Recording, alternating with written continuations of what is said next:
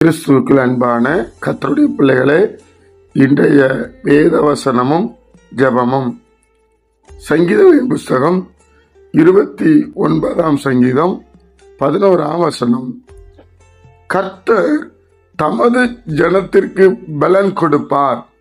கர்த்தர் தமது ஜனத்திற்கு சமாதானம் அருளி அவர்களை ஆசீர்வதிப்பார்.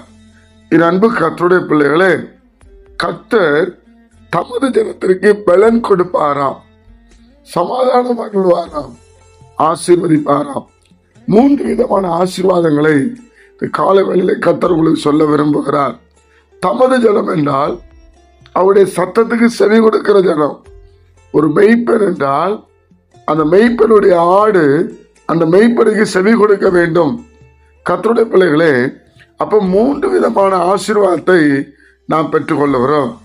இன்றைக்கு நான் வழிபடுகிற கர்த்தர் எனக்கு முதலாவது பலன் தருகிறவர், 2வது சமாதானம் தருகிறவர், 3வது பிளஸ் பண்றவர், ஆசீர்வதிக்கிறவர்.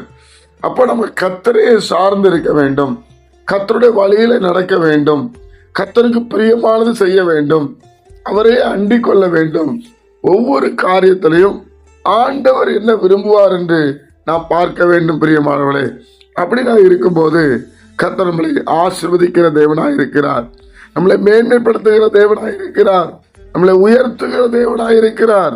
அன்பு கர்த்தருடைய பிள்ளைகளே, இந்த ஆசீர்வாதத்தை கொடுப்பேன் என்று வாக்கு பண்ணினவர் சாதாரணமான தேவன் அல்ல, எல்லாவற்றையும் தன்னுடைய அண்ட சராசரநிலை படைத்தவர். இன்றைக்கு தியானிக்கிற ஒவ்வொரு பிள்ளைகளுக்கும் தேவன் அதை தர உள்ள உண்மையுள்ளவராயிருக்கிறார். நம்ம ஆண்டவர் நோக்கி பார்ப்போமா, கர்த்தரை நோக்கி பார்ப்போமா?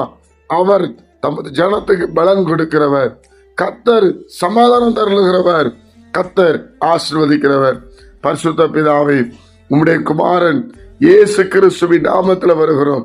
இந்த நாளை நீர் எங்களுக்கு ஆசீர்வதித்து தாரும். உடைய சமாதான நதி எங்களுக்குள்ளே பலமாய் இறங்கி வரட்டும். ஆவியாருடைய வல்லமை இப்பொழுதே ஊற்றப்படும்படியாக நாங்கள் செபிக்கிறோம்.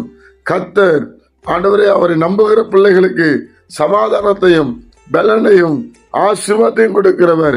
இந்த நேரத்தில் எங்களுக்கு ஆசீர்வதித்தபடியாய் செபிக்கிறோம். கேட்கிற ஒவ்வொரு பிள்ளைகளும் சமாதானத்தினாலும் சந்தோஷத்தினாலும் நிறையப்படட்டும், விடுதலை உண்டாகட்டும், மேன்மைப்படட்டும். கர்த்தராகிய இயேசு கிறிஸ்து மூலம் ஜெபிக்கிற நல்ல பிதாவே, ஆமென்.